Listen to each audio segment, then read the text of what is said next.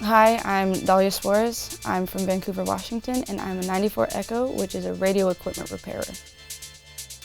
I went to Evergreen High School. I played varsity soccer all 4 years of high school, and my last 2 years, junior and senior year, I went to the Technical Academy for criminal justice. I knew for a very long time I was going to join the Army eventually, but after I graduated, I started looking a little bit more into electronics and it interested me more. So Avionics as a whole, the shop I work in, they focus on the electronics of the aircraft. So navigation systems, electrical, and radios are all part of that system. In the shop, we have people specific to fixing those things. So if something avionics-wise goes down, it grounds the aircraft. The electronics are so important to the pilots and the aircraft itself that it's not safe to fly.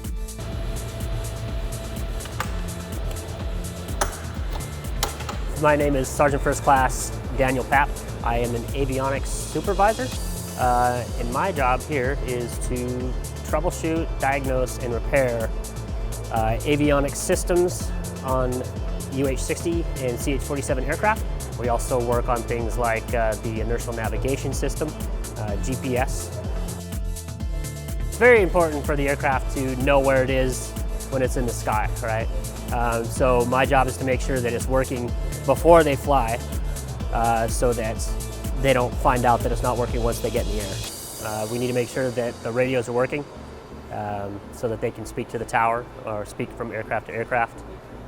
If that's not working, things can go south really quick in the air. So it's very, very important that we keep the systems up to date.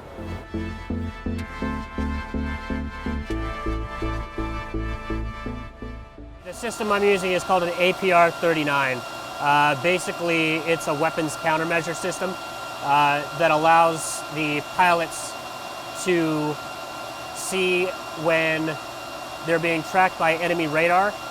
If they are being tracked, it'll notify the pilots on their screens here. It'll even pick up if they launch something like a surface-to-air missile. Scan.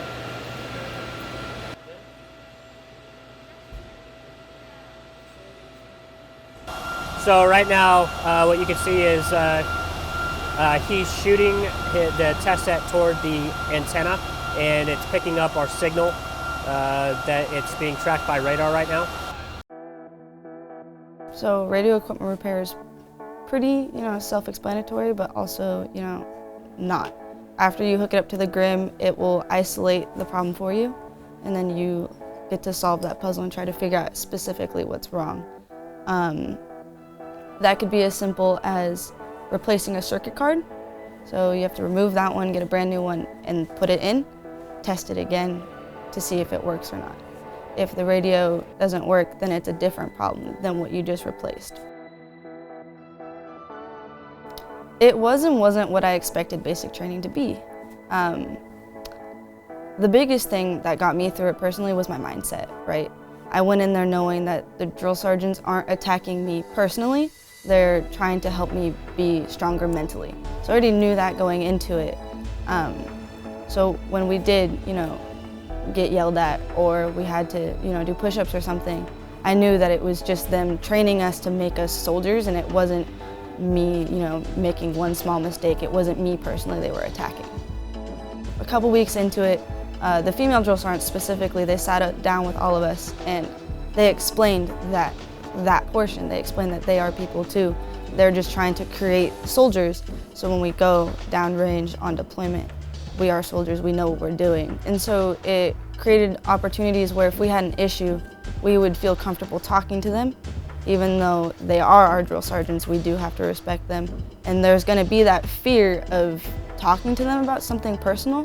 They at least gave you that little safety net, so you could talk to them about that. I think my biggest doubt was with rucking. We had 3 rucks that were required to graduate, each one harder than the last, and that was, I think, the most difficult part for me because I'm very small. And all that weight, it's kind of heavy when you're rucking for like 12 miles. It starts to hurt, but that is generally just a mental thing. If you just kind of forget about all the weight that you're carrying and you think of, whatever helps you. For me, it was once I get there, I can drop this, and I literally don't have the weight on my shoulders anymore. That's all I needed.